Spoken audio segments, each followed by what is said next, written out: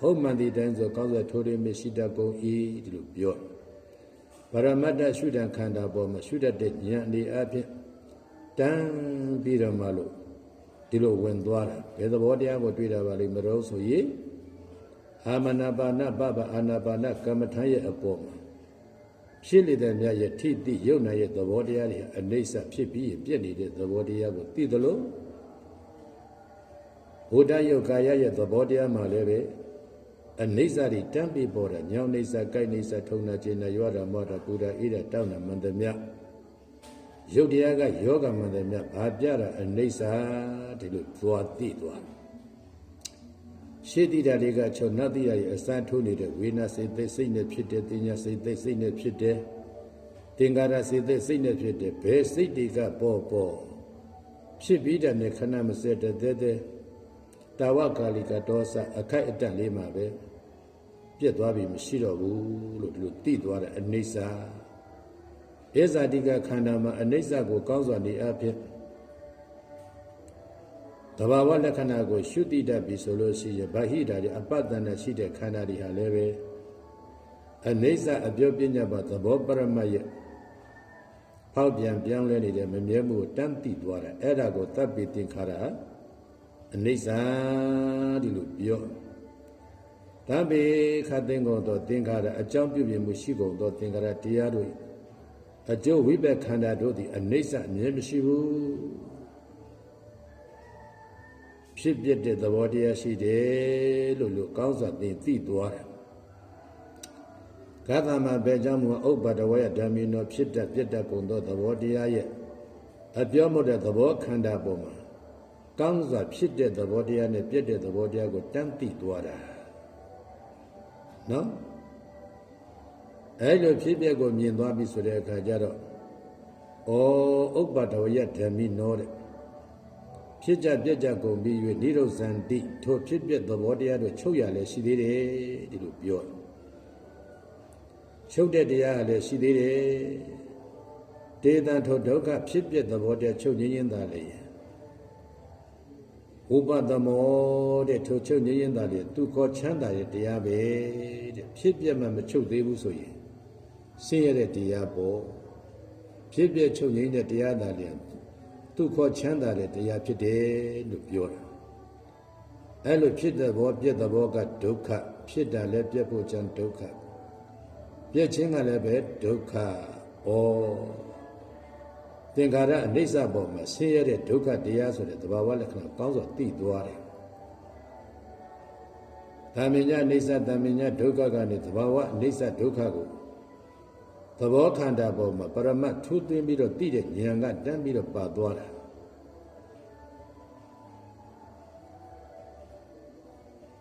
အတ္တိနာဂရတပစ္စုပ္ပန္နလို့ဆိုတဲ့အတိတ်နာဂပစ္စုပ္ပန်ကာလ3ပါးလုံးအတိတ်မှာလည်းပဲဖြစ်ပြပဲပစ္စုပ္ပန်လည်းဖြစ်ပြအကြောင်းမကုံဆုံးသောအနာဂဝိပက်ရဲ့အကျိုးတရားမှာလည်းဖြစ်ပြပဲဆိုတဲ့သဘောလက္ခဏာတန်းသိသွားတယ်အဲ့ဒါဝိပဿနာဉာဏ်ပဲလို့ပုံသူငါပုဂ္ဂိုလ်တ attva မရှိဘူးဖြစ်ပြတဲ့သဘောတရားကိုသိတာကဝိပဿနာအဲ့ဒီဖြစ်ပြဆင်းရဲခြင်းအမှန်တရားဖြစ်တဲ့ဒုက္ခကိုခန္ဓာမှာထိုးထွင်းပြီးဉာဏ်ရောက်သွားတာကမဉဏ်ပဲလို့ပြောနော်အမှန်ရှိတဲ့တရားကိုခန္ဓာမှာတန်းပြီးတော့သိသွားတယ်အရှိကိုတတိကပညာနဲ့ရှုတဲ့အခါကျတော့အမှန်ကိုတွေ့ဆိုအမှန်ကသစ္စာသိတာကဉာဏ်နဲ့အဲ့ဒါကိုသစ္စာဉာဏ်လို့ပြောတယ်သစ္စာဉာဏ်လို့သစ္စာဉာဏ်လည်းပေါ်လိုက်ပါရောဘာသစ္စာမြင်တာပါလိမ့်မလို့ဆိုရင်ဆင်းရဲခြင်းအမှန်တရားဖြစ်တဲ့ဒုက္ခသစ္စာတရားကိုတန်းသိသွားတာဒုက္ခသစ္စာဆိုတာဝိပါကဝိပက္ခန္ဓာရဲ့သဘောတရားတို့မှာဒုက္ခသစ္စာပဲဝိပက္ခန္ဓာဖြစ်တယ်ဆိုတာကအကြောင်းကြောင့်ဖြစ်တာပဲအကြောင်းကိုပြန်ကြည့်သစ္စာနဲ့ကြည့်ရင်သမုဒယသစ္စာတဏှာဒုက္ခဖြစ်ကြောင်းအမှန်တရားလို့သစ္စာကိုကောင်းစွာသိသွားတယ်သမုဒယသစ္စာဒုက္ခဖြစ်ကြောင်းအမှန်တရားအကြောင်းဓမ္မကြောင့်အကျိုးဒုက္ခသစ္စာရှင်းရခြင်းမှတရားဖြစ်တာပဲလို့အမှန်သိတဲ့သစ္စာဉာဏ်ကိစ္စကိုသိတဲ့ကိစ္စဉာဏ်လို့ပြောဒုက္ခသစ္စာသိခြင်းကိစ္စ ဒုက္ခကိုမှမလိုချင်မှုဆိုအကြောင်းပယ်ရမှဖြစ်ကုန်သောကြောင့်သမုဒယသစ္စာပယ်ရသောကိစ္စနှစ်ခုတို့သိသွားတယ်နော်သစ္စာဉာဏ်ကိစ္စဉာဏ်အဲ့လိုခန္ဓာကိုဉာဏ်လို့ထိုးရင်သိသွားပြီဆိုတဲ့အခါကျတော့ချိန်ဖန်များစွာထပ်ခါရှုဘယ်အမူအရာကပြတဲ့ရှုကံပဲဖြစ်ဘာသစ္စာတွေ့တာပါလဲဒုက္ခသစ္စာဆင်းရဲခြင်းအမှန်တရားတန်းသိတာပြီးဆုံးဖြတ်ချက်ချနိုင်တဲ့ဘဝင်ကြမှုကအဲ့ဒါကတ္တဉာဏ်လို့ပြောပွားနေတဲ့ဖြစ်ပျက်ကဘာဝိတ္တပအပွားဉာဏ်ရှေ့ကဖြစ်ပျက်နောက်ကမဲဖြစ်ပျက်ကဒုက္ခသစ္စာတန်းသိသွားတယ်ဒုက္ခမြင်သိတဏှာကွာတဲ့လက်လွရှုသိရှိသွားတယ်ပဋိက္ခဏန္တိသမုဒယသစ္စာသဝဝဋ္ဌနံပဋိက္ခဏန္တိသိရှိသွားတာသေရသမုဒယသစ္စာဘောဒါပြောလက်လွရှုသိရှိသွားတာကိုပြောတယ်အဲ့ဒါပဋိက္ခဏန္တိနော်ကာမပစ္စယသပဋိက္ခဏန္တိအကြောင်းကံသင်္ခါရတရားဟုသည်များတို့ရဲ့အကြောင်းတရားတွေကိုပဋိက္ခဏန္တိသိရှိတယ်ဝတ္တနည်းအပြင်သမုဒယသစ္စာသဒုက္ခသစ္စာဖြစ်စေတတ်ကုန်သောသမုဒယသစ္စာတဏှာလို့ပြောတဲ့သမုဒယသစ္စာတို့ကိုဝဋ္ဌနံပိုင်းခြားပြီးမှလို့ရှုတတ်သွားတယ်ဘယ်လိုရှုတတ်တယ်လဲဆိုလို့ရှိရင်ပဟာတ္တပပယ်သောကိစ္စနေအဖြစ်ပရိက္ခဏန္တိသိရှိသွားတယ်နော်